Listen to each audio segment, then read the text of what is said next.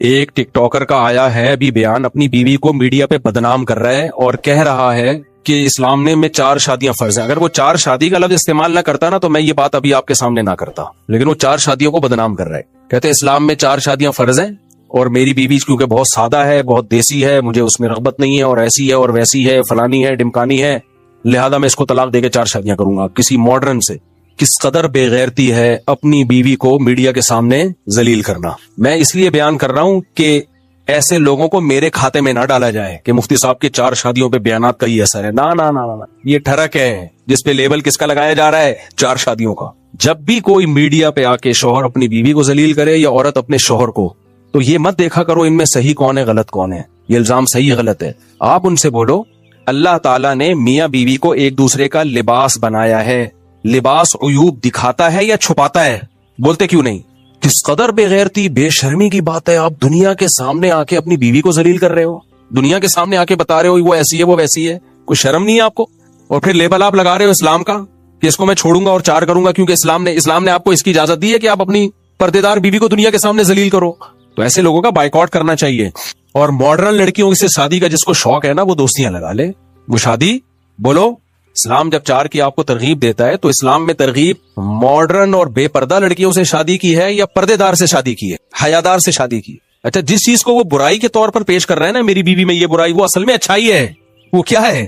عورت کا سادہ ہونا تو اچھائی ہے۔ تو وہ سورہ نور کی آیتیں اب سمجھ میں آئی ہمیں، الطیبات للطیبین والطیبون للطیبات۔ اللہ کہتے ہیں پاکیزہ مرد پاکیزہ عورتوں کے لیے اور پاکیزہ عورتیں پاکیزہ مردوں کے لیے، والخبیثات للخبیثین والخبیثون للخبیثات۔ ناپاک مرد ناپاک عورتوں کے لیے اور ناپاک عورتیں ناپاک مردوں کے لیے۔ بالکل بہترین بات ہو گئی۔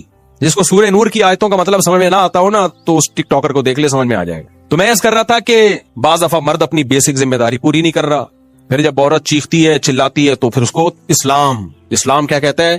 بیوی شوہر کی اطاعت کرے۔ اگر سردے کا حکم ہوتا تو بیوی کو حکم دیا جاتا، اس سے گھر میں فساد پیدا ہوتا ہے۔ بھائی بات کچھ اور ہے، آپ اس پہ لیبل کچھ اور لگا رہے ہو۔ تو خوب سمجھ لو اس پوری بات کا حاصل کیا نکلا کہ اپنی ذمہ داریوں کو نہ پہچاننا اور پھر ان ذمہ داریوں کو ادا نہ کرنا، یہ فساد کا سب سے بڑا سبب ہے۔ سمجھتے ہو کہ نہیں سمجھتے؟ آپ کو پتا ہونا چاہیے میری ذمہ داریاں کیا۔ آج کل لوگوں کو پتہ ہی نہیں میری ذمہ داریاں کیا ہیں، میری ذمہ داریاں کیا ہیں۔ جب آپ کو اپنی ذمہ داری ہی کا نہیں پتا تو آپ کو کیسے پتا چلے گا صحیح کون ہے غلط کون ہے؟ دیکھو ایک میں مثال دیتا ہوں۔ ایک بندہ آیا آپ کے پاس اور کہنے لگا 1 لاکھ روپے آپ مجھے دے دو۔ آپ اس کو منع کر دو گے تو کیا یہ ظلم کہلائے گا؟ نہیں کہلائے گا، کیونکہ آپ کو پتا ہے میں کوئی ذمہ دار تھوڑی ہوں اس کو 1 لاکھ روپے دینے کا۔ لیکن اس نے کوئی پرانی فائل نکالی اور اس نے کہا کہ آپ نے فلاں چیز مجھ سے خریدی تھی اور پیسہ دینے آپ بھول گئے تھے، تو یہ دیکھو اس کا ثبوت ہے، اور اس نے ثابت کر دیا کہ آپ کے ذمہ 1 لاکھ ہیں۔ اب 1 لاکھ روپے نہ دینا ظلم ہے یا نہیں ہے؟ تو نالج میں آ گیا آپ کے کہ بھائی یہ میری رسپانسبلٹی ہے، یہ میری ذمہ داری ہے، یہ تاوان ہے میرے اوپر۔ تو گھر میں جب کسی کو پتا ہی نہ ہو کہ میری حدود کتنی ہے، میری ذمہ داری، مجھ پر جو لائبلٹیز ہیں وہ کیا ہیں اور سامنے والی پر کیا ذمہ داری ہے، تو اس ذمہ داریوں کے تعین کے بغیر کسی گھر میں کبھی سکون آ سکتا ہے؟ بولو نہیں۔ اور لبرل لوگوں کے ہاں سب سے بڑا مسئلہ یہی ہے، ان کمبختوں کو بیچاروں کو پتہ ہی نہیں ہوتا کہ میری ذمہ داری کیا ہے اور میری وائف کی ذمہ داری کیا ہے، کیونکہ یہ آدھے مسلمان سوسائٹی کو لے کے چل رہے ہوتے ہیں، آدھے گوروں کو لے کے چل رہے ہوتے ہیں، نہ ادھر کے نہ ادھر کے۔ ان کے ہاں عورت کو آزادی وہ چاہیے جو انگریزوں کی عورتوں کو ہوتی ہے، لیکن خرچہ پورا شوہر سے چاہیے۔ سمجھ رہے ہیں کہ نہیں سمجھ رہے ہیں؟ حالانکہ ان کے ہاں عورت مکمل آزاد ہوتی ہے لیکن گرل فرینڈ کی طرح اپنے شوہر کے ساتھ رہتی ہے۔ وہ اس کو وسیم صاحب سے بھی، استغفر اللہ، یہ والے وسیم نہیں، انگریزوں کے جو مائیکل ہیں ان سے بھی اس کو ریلیشن کی اجازت ہے، اور ادھر تو شوہر ہے اس پہ وہ بھی آزاد ہوتا ہے ذمہ داریوں سے، کسی قسم کی بیوی پہ بھی پابندیاں نہیں لگا سکتا۔ تو اتنا آزاد ہے کہ وہ بیوی پہ پابندی نہیں لگا سکتا، لیکن بیوی اس کی رسپانسبلٹی بھی نہیں ہوتی۔ سمجھ رہے ہو؟ اس کے ذمہ نہیں ہے بیگم کو اپنے خرچے پہ چائے بھی پلائے ہو، بیمار ہو جائے تو اس کا علاج کرے، یہ اس کے ذمہ نہیں ہے۔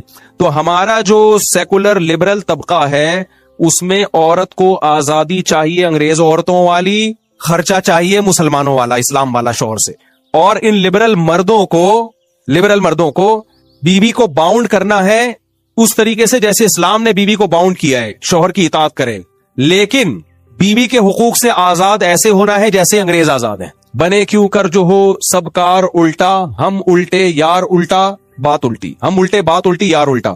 مہتاب رائے ایک شاعر گزرا ہے، اس نے کہا میرے نام میں مہتاب میں ہم بھی الٹا تو مہ بن گیا، بات الٹی تو تاب بن گیا، رائے الٹی تو کیا بن گیا؟ यार बन गया। तो हम भी उल्टे, बात भी उल्टी, यार भी उल्टा।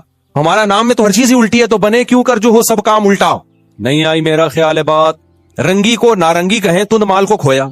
चलती को गाड़ी कहें, आगे शायर का नाम मैं भूल गया, देख के शायर रोया, शायरी लगा देता हूं।